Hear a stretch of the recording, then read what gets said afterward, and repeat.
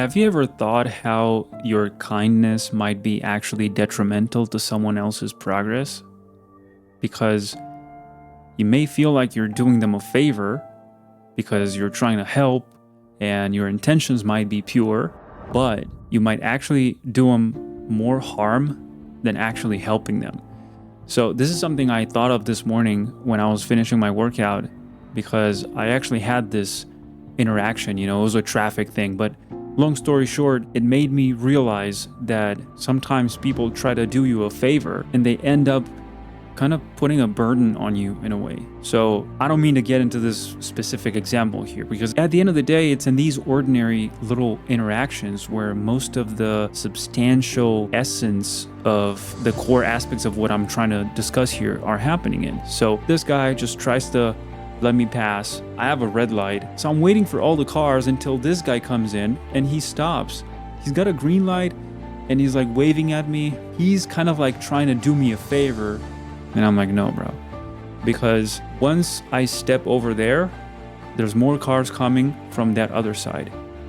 And they don't expect me to come. So I might actually be risking my life here, putting my life in danger, just because you try to do me a favor, right? If you think about it, it's basic evolution, right? Like you can't get anywhere without some friction, without some resistance. There's no progression without that. There's no motivation to change either. Because if you have nothing, not a single reason to keep growing, to keep improving, to keep moving forward in general, then you won't really do it, because there's nothing motivating you to do that. That's when friction comes in, that's when resistance, that's when obstacles, struggle, and all this stuff comes in, because that's the true motivator in a way. We might argue to a certain extent that, well, happiness motivates me more than the opposite of it. It just reminded me of this experiment I heard of. It's an experiment about rats with cheese and a cat. So they got this little rat. There's a little tube, so they put the mouse through this tube where at one end I think there's a bunch of cheese. So of course it's like naturally motivated. That's the happiness thing, right? Like something positive, like food. Yeah, I'm gonna find that, eat it, enjoy it, I'm happy. But then they also did the opposite. They created something that the mouse fears, which is a cat. So they introduced the smell of a cat. I think they were blowing that smell into it with like some fans or something. So there was not really a cat there. But the thought that not only now you have to chase after the cheese to have what you want to achieve, but you also have to run away from what you don't want, which is the cat catching you, is a lot more motivating. That was what that little experiment revealed, that you're actually way more motivated in the face of adversity than in the face of, let's say, relative comfort with some benefits, which is if the mouse is okay, doesn't need to eat, but there's a bunch of cheese there, yeah, okay, I'll do it. But if the mouse is truly hungry, then he'll chase after the cheese, right? But if the mouse wants to stay alive at all costs, he will avoid that cat with everything he can. What I'm trying to say here is that you gotta let people live their own stories, their own adventures. My friend Dom actually made a video on this very recently. It's right, this one over here. This is his channel if you want to follow him. He makes really cool stuff, and this is the one I'm talking about right now, Protect Your Energy.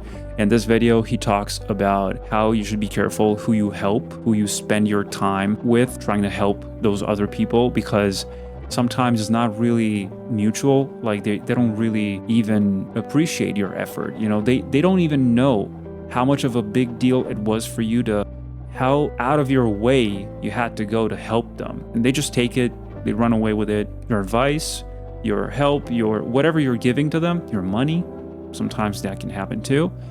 And they never look back. And you feel like a fool because all you try to do was to help someone that's not really appreciating your gesture and what you did for them. Go check that video out. It's really cool. Yeah, so this was just like a little thought. It was rather a more simple and short video that I wanted to make just to get this out of my head.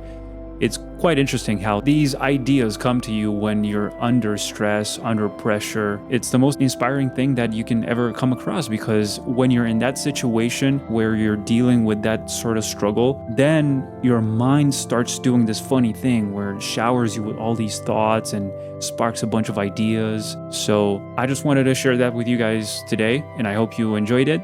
But yeah, just essentially, just to sum it up real quick, be careful with who you try to help, and think twice about what you're truly trying to do for someone else, because you think you might be helping them, but in reality, think of how much harm you might be doing to them by trying to overprotect them or over favor their way, or just removing all that struggle from them, which is something that we see all the time with maybe parents and their kids, with pet owners and their pets, with like they always try to make it a smooth path for their people so they don't have to deal with any struggle whatsoever.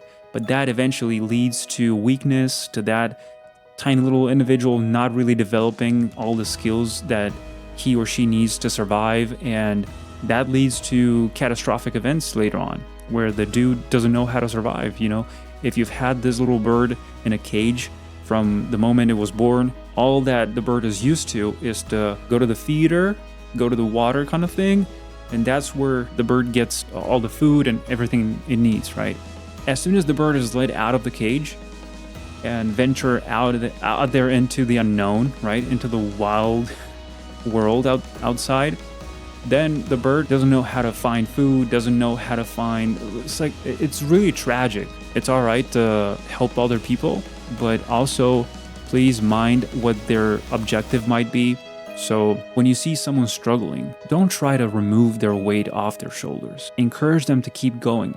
Somehow build them to endure that pain, that suffering, that struggle, and overcome those obstacles that they're faced with, instead of trying to immediately stop the race or just make it easier for them, because easier doesn't lead to better. So it's your choice, right? Anyway, thanks for watching. Let's keep learning, keep growing, keep improving. It's who we are. It's what we do. See you next time, guys. Bye-bye.